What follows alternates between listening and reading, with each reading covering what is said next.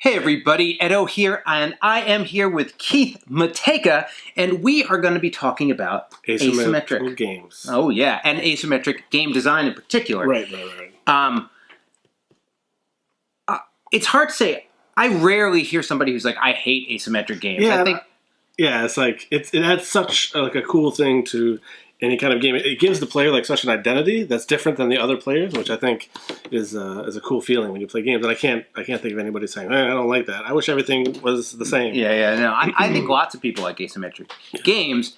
They're hard, and they're hard to design. And I think that's one of the reasons you don't see them as much. And they often result in different components, and the more you push it, the more production value goes up, the harder ballacing is. Yeah, balance is a big piece of it, for sure. Right. Like, have something balanced that's compelling for all the different sides in this asymmetric game can be a challenge, for sure. And so what I was hoping to do was, in this video, talk a little bit about some games, some of the things to keep in mind. Sure. Obviously, some of the experience with Skulk Hollow and what you did, because I got to watch the show.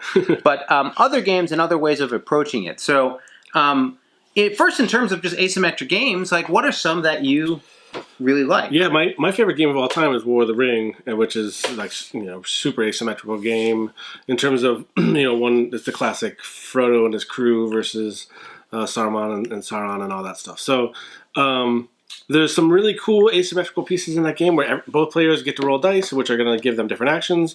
But the Sauron player is dedicating some of those dice to like searching for the ring, and that's limiting how many actions they get because they're kind of taking care of this edge case scenario. But the good guys, the Fellowship, they get to see how hard is Sauron really looking for the ring, and maybe I'm going to move more aggressively as a result. So there's a lot of like really cool interactions that can happen, and definitely when you're playing as one side, you feel like the Fellowship, and the other side is like their systems work totally.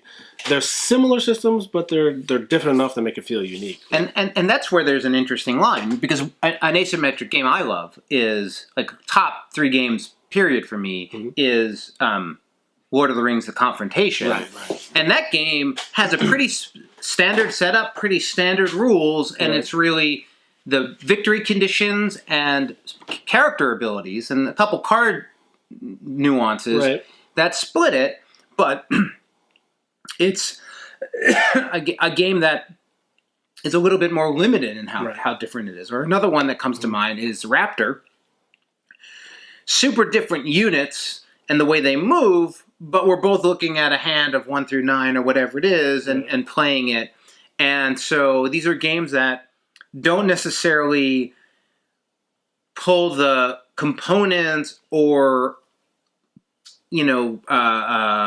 way things work dramatically between the different sides, but through abilities, through nuances, really make for a very different feel.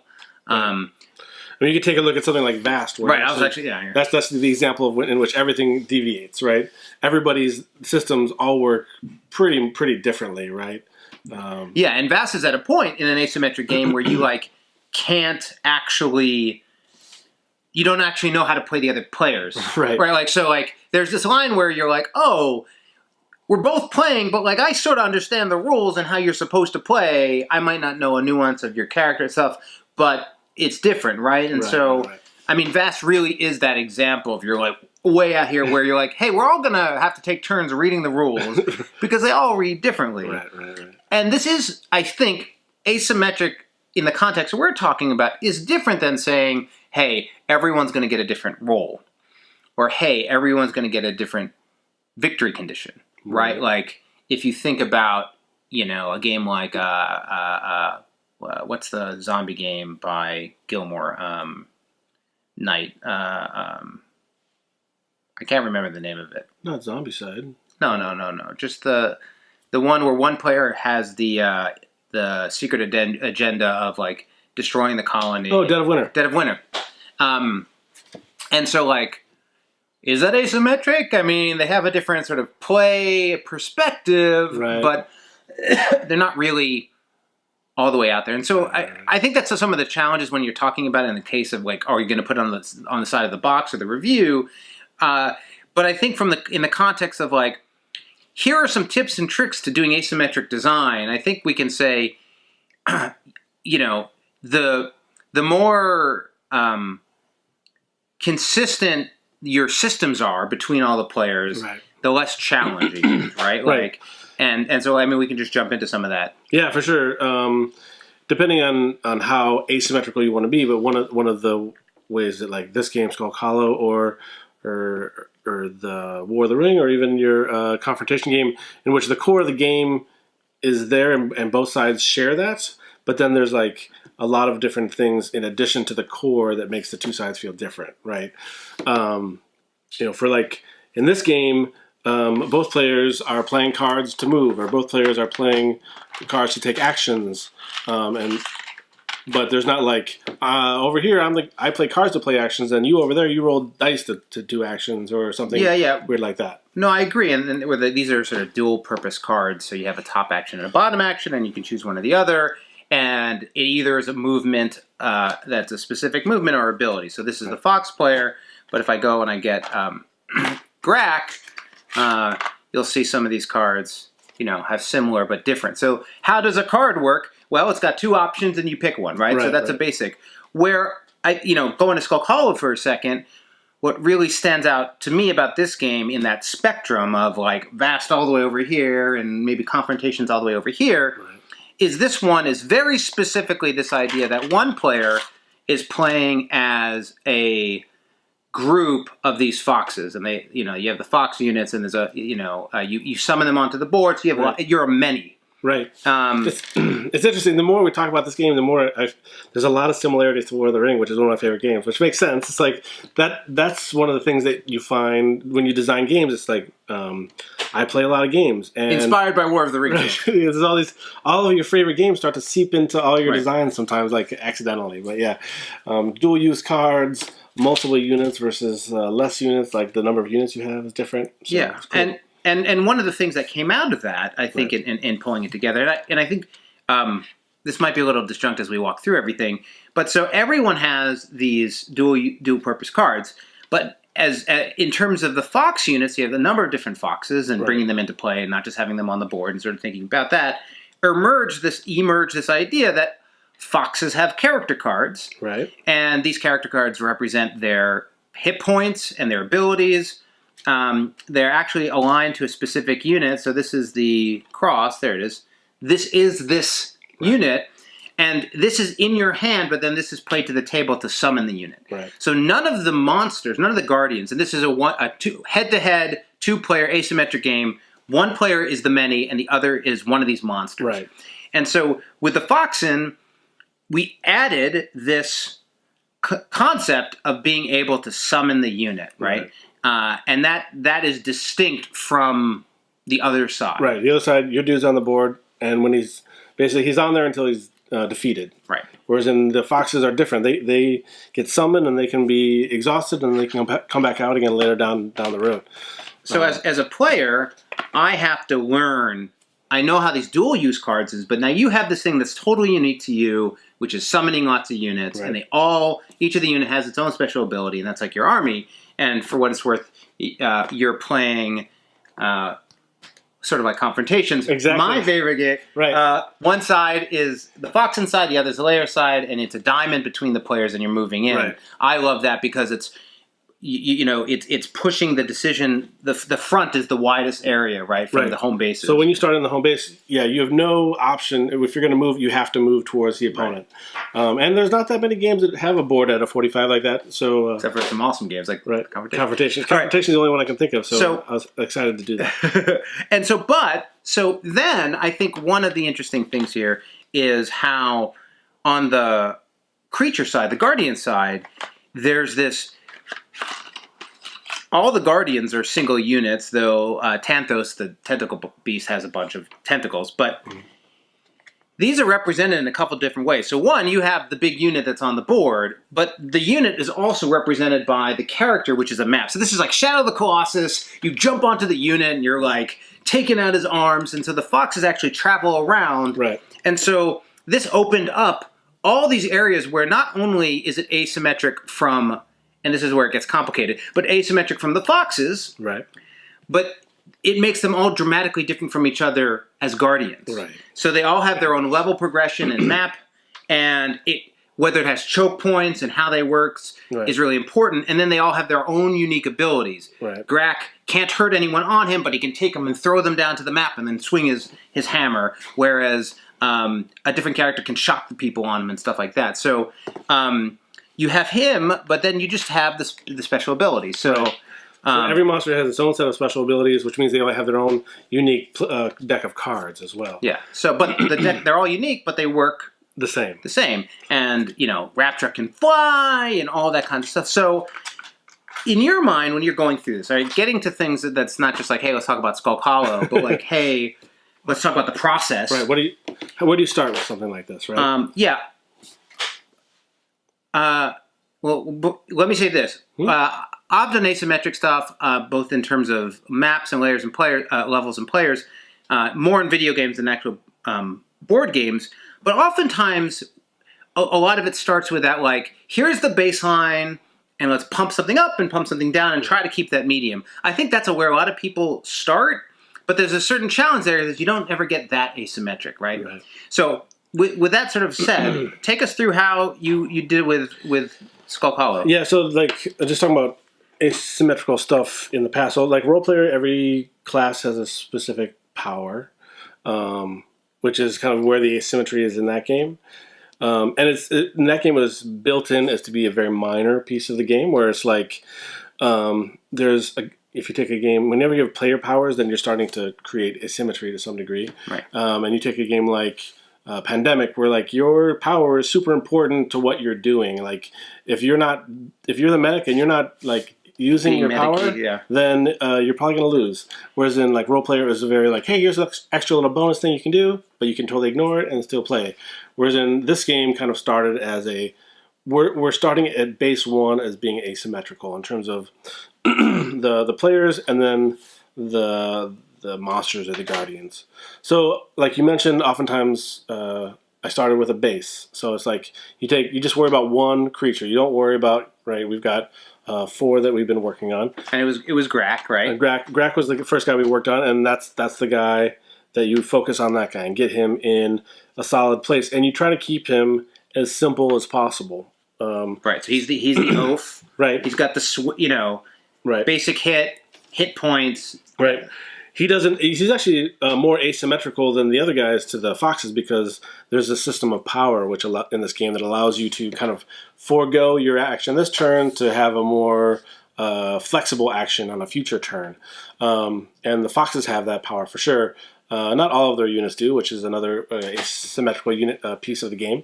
But in the Guardians, Grak doesn't use that system, so he's got some other bells and whistles. So you just kind of start with him, and you figure out some of it comes from the whole philosophy of like get it to the table as fast as you can, and just start playtesting and figure out what works and what doesn't, and start kind of iterating, kind of an iterative design process. But in terms of I wanted certain things to be the same, as kind of the core systems to be the same, and then figure out where we can create variety to really build in the asymmetry.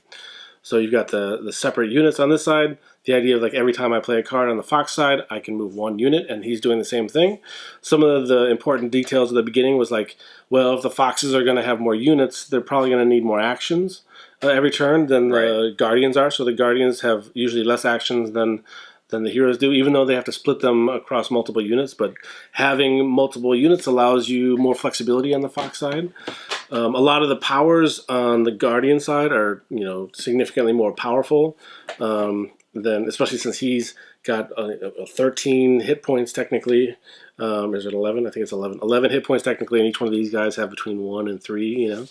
So there's like asymmetry all over the board at that point. So I know some people do design, starting out in a spreadsheet, where they start like plussing 1 over here and minusing 1 over here, and they start to create powers that way. But I find that if you start designing that way, sometimes your games can feel like a spreadsheet, like it feels... and that's true. And I think that there's a couple good pieces of advice from my experience and also watching you going through this process that I think people can take away with, which is, 1, understand all of the different vectors that you have open to you in terms of options and control, right? Hey, there's hit points, there's number of units, there's power. It's not about the spreadsheet in terms of just upping and down it, but like think about the things that the levers you have in your game, given your core constraints to use. At some point you may say, I want another lever. I want to do this totally unique thing for this character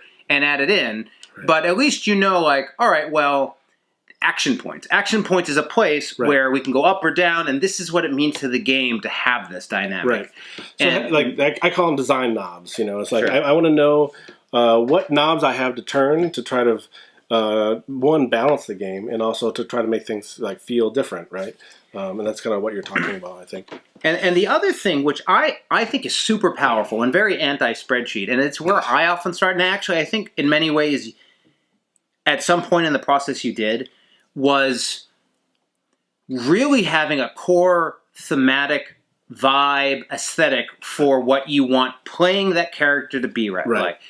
This is the big, heavy, and he feels and looks this way. This is a character with lots of different tentacles all over the board. Right. This one's going to be something that flies and can move quick. And so getting a sense for how you want that to behave and feel then allows you to say, well, what does that mean in my knob language, right? What does it mean to be slow? Well, that's less action. What does it mean to be power, you know? And that gets you to a good place where, you know, ultimately you want this player playing the game not only to know their Grack and feel like they're great, but like have that evocative, like, oh, like I can't get over there, but and you know, and I think by having that in your head, then the knobs become more meaningful. And even if you're working in a spreadsheet, you're working towards a type of fun and aesthetic of playing as that character, which then feels really unique and different, right? I mean, I think having like a goal or a goal of a feeling of a goal you're trying to hit can definitely steer you in a direction to make things more interesting, right? It's like this guy is the guy that hits one harder, and this is the guy who moves one less. It's got to be like something much more interesting than that, right? So I think in this game it was like this guy, he just liked to kill people, and he's like the big slow guy, or, you know, and he has less abilities. Whereas in you've got the what are you looking for? I don't know. I guess this one was like, hey, it would be cool if somebody went underground. Okay, what would that be like? And then this one was like, hey, what if this person was putting more pieces on the board? Like, how do I make this guy unique? So he's the only guy that has his main guy, and he's got additional pieces that show up, and he's got little tentacles that he puts on the. Right. So you have the dude, right, and then you have all the tentacles. Yeah, they turn out awesome. Yeah. Well, yeah. Fun and then, part, right? And then the raptor was like, well, what if one of these things, you know, could fly? So, well, how would that work? You know, like how do you keep the systems close, but something you have to, where's the bell or whistle on this one that makes them unique? Right? And in some ways, that piece of it isn't terribly different to what you often do in a game anyway, which is in the case of, say, the foxes. Where did I put the in here? I put they're there. You know, like, how do we make the rogue feel like a rogue? How do you make the archer feel like an archer? The knight feel like a knight? Right. You want to have a sense of an archer wanting some distance. One of the really interesting things I say whenever I'm teaching this game, like every time, is one like the knight has more hit points than the rogue or the archer, and I'll say, well, you know, the knight has armor, he's got 2 hit points, the knight's sort of a basic unit, so I'll describe it first, and I'll say, well, here, the archer, this is leather armor, 1 hit. But the other thing I always say with the archer in our game, who can only shoot from a distance, is I say, like, she's no Legolas. Like, it's not the archer who's also, like, diving and climbing, and like, it's not that proto, like, adventure archer. Right. It's more of the longbowsman. Right. And those types of things, like, really register, are evocative to players and how they play, right? I mean, some of that is just inherent in theme. It's like the mechanics of the game are the theme of the game helps you learn the mechanics, right? So it's like if the thing makes sense, you're going to remember what it does, right? So I tend to come at it from more of a mechanical first, and then I figure, okay, what theme fits with this, and then you start to massage it to make it to marry it so that it makes the most sense. The fact that the rogue can kind of jump all over the monster much much easier than any other character. He's more agile, so that's the rogue. That's what years of playing D&D and reading Tolkien has taught me. So yeah, though he's not one thing that didn't happen with this rogue, and I want to get off of just thematic stuff because we could do a whole video on that. Right. But it's not really the hide in the shadows rogue so much. Right. It's not the thieving rogue as much in this game. Right. Could have been, but the Grak doesn't have anything he carries. So well, maybe if there's an army versus army. But so, again, in terms of thinking about it, right, I just want to also make it, you have thinking about what your core mechanics of your game are, understanding that you want to have a fun game that is clear and you know what you're doing. Mm-hmm. Then you want to think of not just the spreadsheets of the values, but what are your knobs to really differentiate things. And then what are you trying to accomplish by, if going to vast, what does it mean to be, the dungeon? What does it mean to be the goblin? The goblin. What does that mean in the game, and how does that feel in play is really important. From a balancing perspective, okay, so you get this, you sort of got the character, you're figuring it out, we're starting to play it, people are digging it because it's rad, but then Grak keeps winning, or the foxes always beat Raptor or whatever. How did you start tweaking and tuning that? Right, it's you have to have that baseline, right? It's Grak, there's the Grak, and then there's the King of War, which there's multiple leaders that you can play in the game, which is the yellow guy. And they all have different powers. And so the King of War is the simplest and of the Foxen characters, and Grak is the simplest of the Guardian characters. And it's that's my baseline. Get these guys feeling good. So if the Guardians keep winning, then maybe the Guardians need a little bit more health, or maybe the path on their board needs to be a little bit adjusted so that it's not as easy to get a hold of, or maybe one of the Foxen special abilities are a little bit OP, so you want to kind of dial them back. So there's a variety of knobs that you, as you develop the game, you're aware of what they are, and it's you start tweaking them, and you play until you feel okay, we're solid here, and then you're we're not going to touch these, we're going to lock this in, and then you start stacking more characters on this side, and you start stacking more leaders on this side, and you come up with a matrix. You start playing every guy against every group, and start to figure out where you're going to tweak on those to try to make them more balanced. Right. And you definitely, a couple interesting things come out of that came to mind. One, really important, and it depends on your game, but understanding the arc of your play and how power spikes and rolls through that is really important. A side in an asymmetric game may feel really good in the beginning.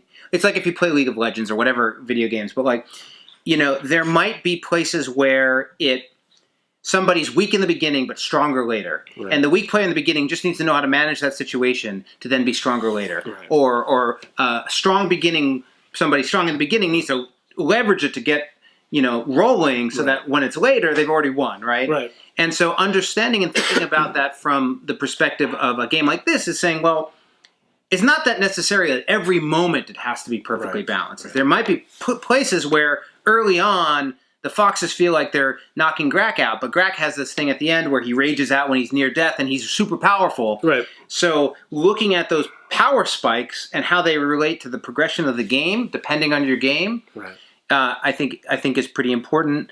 Another thing I would call out is that you have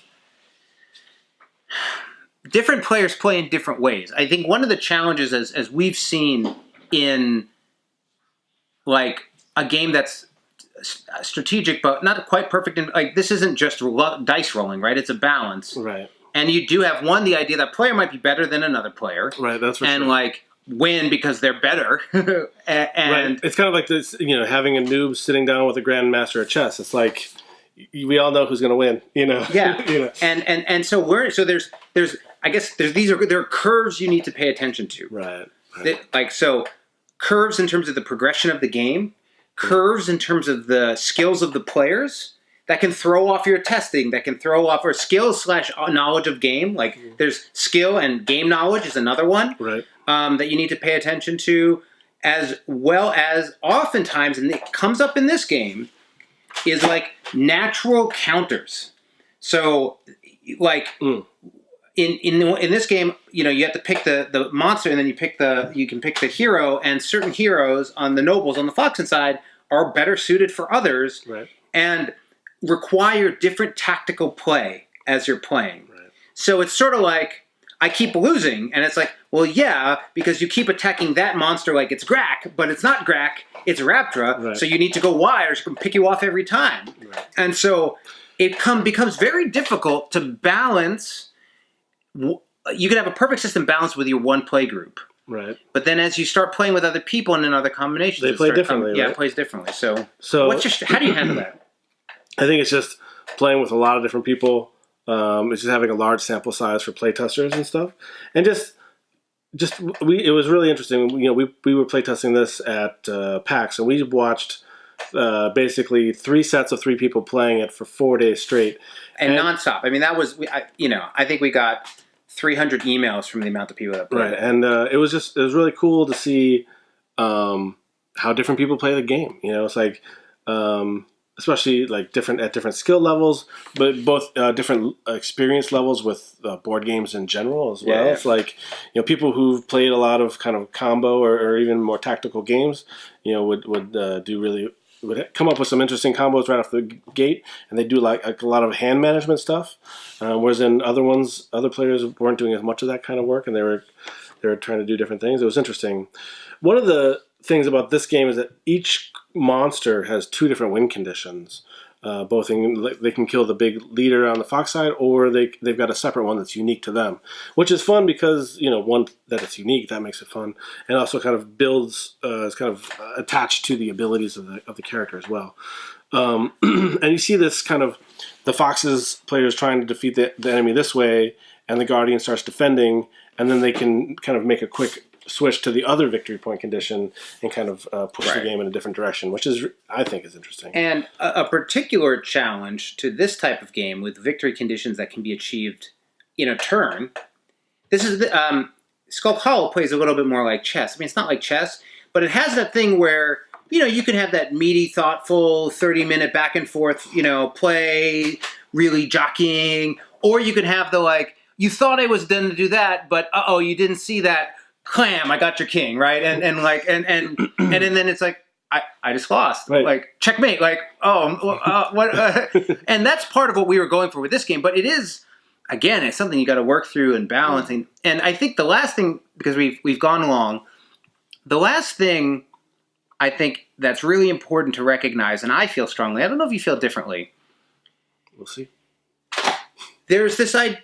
You could say this is an asymmetric game. It must be perfectly balanced, and everything has to in some way make sure that in every condition it's exactly balanced and everything's a fair shot versus a fair shot.